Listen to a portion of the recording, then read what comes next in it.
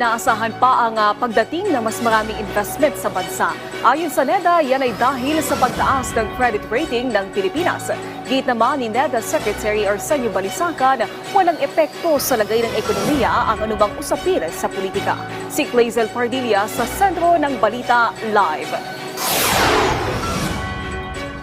Naomi, sa kabila ng nangyayaring gulo sa politika, siniguro ng National Economic and Development Authority na wala itong magiging epekto sa ating ekonomiya. Ayon kay NEDA Secretary Arsenio Balisacan, mahigpit na tinututukan ng administrasyon ni Pangulong Ferdinand R. Marcos Jr. ang pagtupad ng Philippine Development Plan. Kabilang dito ang mga programang makapagpapabuti sa buhay ng mga Pilipino, tulad na lamang ng pagkamit sa food security, pagtatayo ng mas maraming infrastruktura at pagpapabuti ng economic climate para makapaghikayat ng mas maraming investor at makapaglikha ng mas maraming trabaho. Pinatitiyak ni Pangulong Marcos kasama ang mga economic manager ng bansa, pinuno ng Senado at Kongreso sa ginawang pagpupulong kaninang umaga ang pagbibigay ng sapat na pondo sa mga gayon din ang pagpapatuloy ng mga programa na nasa ilalim ng Official Development Assistance o proyektong may tulong pinansyal o teknikal mula sa ibang bansa. It is focused on the budget for 2025 and the need to prioritize our the funding of the high priority projects of government of this administration. It's a business as usual for us, and I don't think that these political noises would have any impact on the economy. What is important is that our economic policies, our economic the directions are sound and sustained.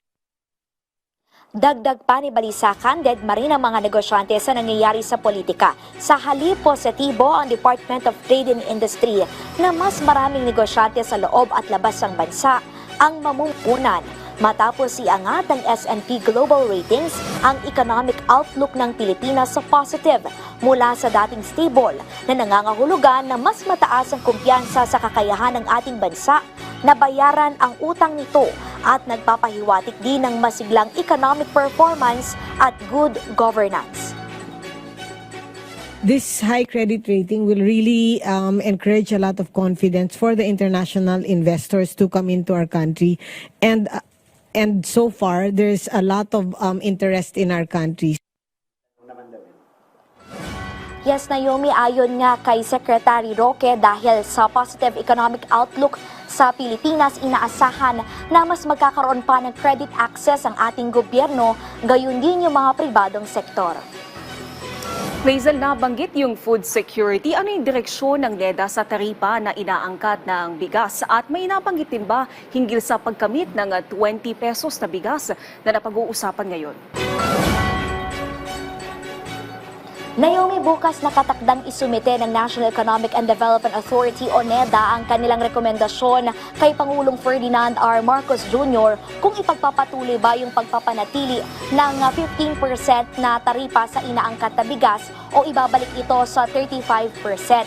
Samantala, siniguro ng NEDA na patuloy pa rin ang adhikain ni Pangulong Marcos na mapababa ang presyo ng bigas. Kaya nga puspusan ang Department of Agriculture sa pagbibigay ng tulong sa ating mga magsasaka para mapababa yung kanilang production cost at gastos at mas maging abot kaya ang presyo nito sa ating mga Pilipino.